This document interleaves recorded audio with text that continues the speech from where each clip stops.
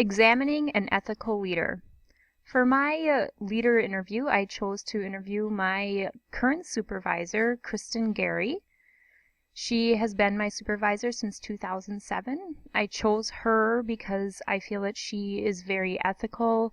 She makes a lot of decisions based on what is best for the group and what she believes is right. She's also very inspirational to me because of these decisions that she makes. And she's also encouraged me in a lot of personal growth, such as returning to school to get my bachelor's degree.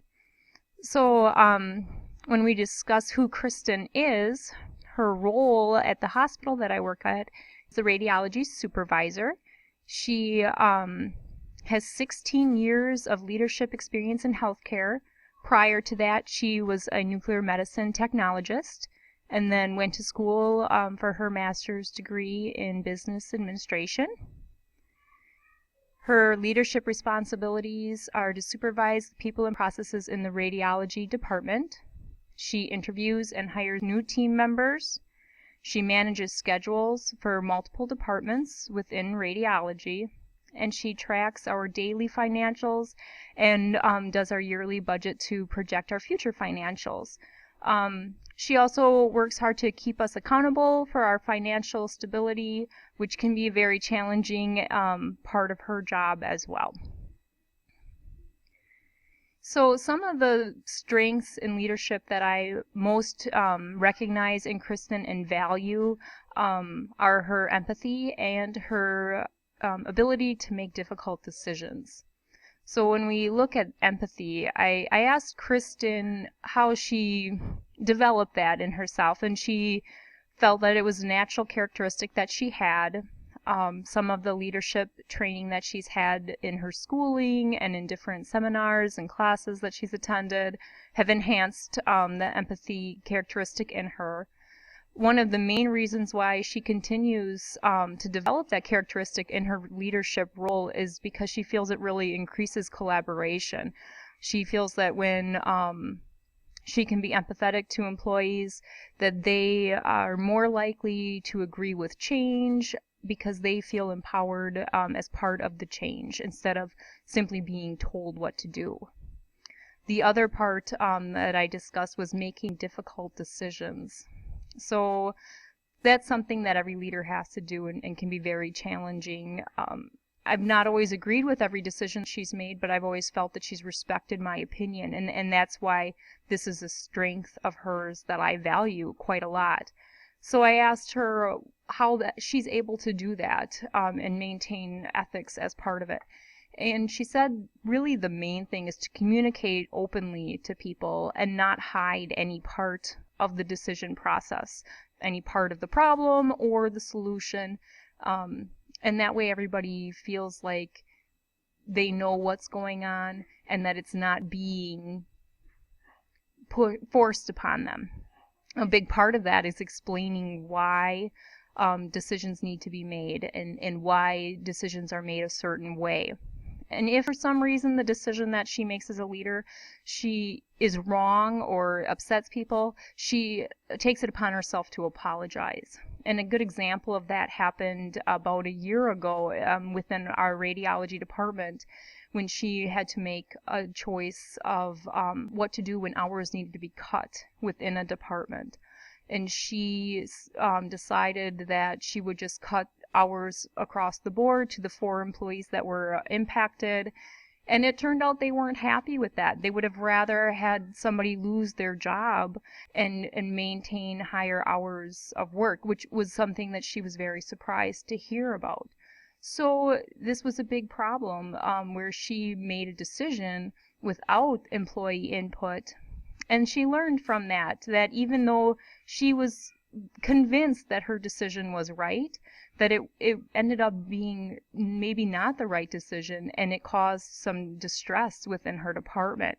So because she made her decision based on her opinion and it resulted in unhappiness within the group, she sat them down and apologized to them and explained why she did what she did, what her thought process was, and was just very open and honest with them about what happened and why.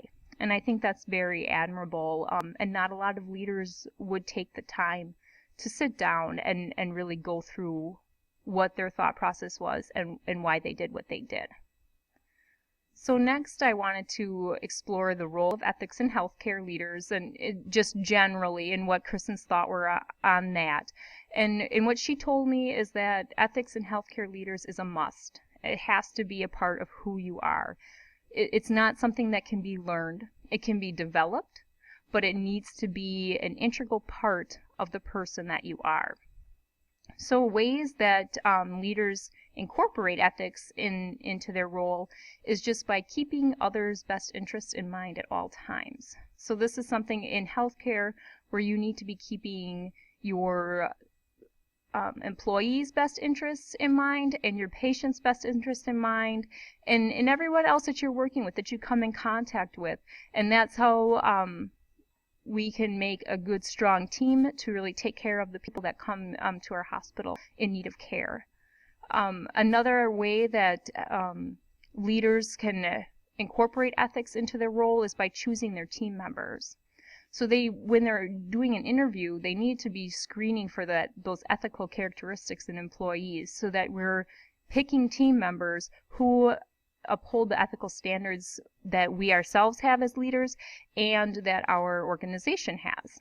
If team members aren't keeping up with ethical standards, they need to be coached from the leader. If the team members are unwilling to be coached or they are simply not being ethical, they need to be let go for the sake of the organization and for the ethical well-being of the entire team. Ethical leaders in healthcare, another thing that they need to do is inspire the people around them. And so they need to provide an example of high ethical standards for team members to look to for inspiration. This is a crucial role for ethical leaders. If they themselves cannot provide a good example of ethical standards, it's very hard for them to expect that from their followers. So I wanted to know how Kristen herself puts these things at the forefront of her leadership role. And one thing that she told me and that I've heard her say before, and I know she really believes, is that everyone should always do the right thing. So if you're looking at a situation and something doesn't seem right, her advice is to step back, speak up, and ask questions. And this is something that she's empowered me as an employee to do. I've seen her empower other employees do this, and I've seen her herself do this. And an example of a time when she did this was when her leader was first hired at our hospital, and there was wanting to put a new management structure in our neurodiagnostics department. He had somebody he wanted to be manager, and he felt like he could just place this person in a management role. When Kristen heard his plan and talked to him about it, she left that situation just being uncomfortable with the ethical standing of that. She felt that it was something that everybody should have an opportunity to apply for, and that it should not be a job position that was just handed to somebody he thought was best. So she approached him, even though he was new and she didn't know him well, and that can always be a little nerve-wracking when you're unsure of how a person will take that. But she approached him and she expressed her concern and said, you know, maybe the person you want is the best candidate for the job, but ethically we need to post the job and let other people apply because there may be somebody better and everybody deserves a chance. And he agreed with her and was happy that she came forward and discussed that. It was something I don't think he even really realized he was doing. But she was able to talk to him about it and change his mind about the ethical objection she had to his plan. So ways that she maintains a good ethical code, because like I said, she's been in leadership for 16 years, and at times it's easy to get used to things, to kind of get comfortable with your role, and sometimes your ethical standings can slip a little bit. It's hard work, to maintain that, that high standard of ethics. So she, in the past, has taken many seminars and classes. There are fewer offered today than she was able to take in the past. But currently, she said one of the best ways that she does this is having a good peer-to-peer relationship with her co-manager. And what they do is discuss situations together, talk about possible outcomes, and then afterwards they reflect on what happened. And that way they can keep each other in check, and it's worked really well for her to maintain an ethical standard. So another thing that's important is finding ethical inspiration. And I had asked her, who she looked to for inspiration, who that she worked with set a good ethical standard that she looked to for advice. And she said one of her favorite leaders, as far as ethics is concerned, was Wayne Winnisterfer. He is the director of our rehab department, and he's very, very involved in our ethics committee.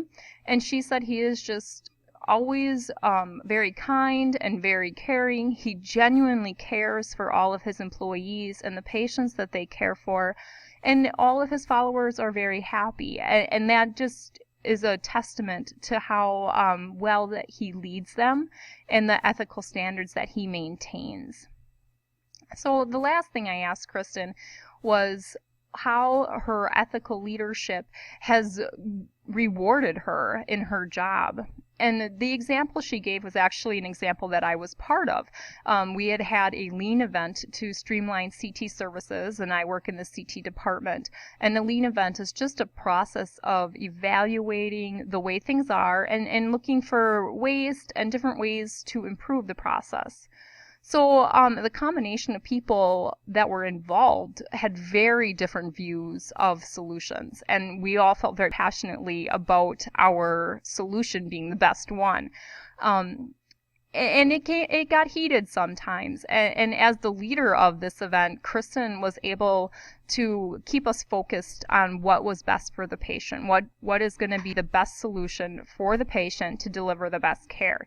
And she feels that by being able to facilitate change, by bringing people together, that is very, very rewarding for her. And she's had multiple opportunities to do this in different circumstances.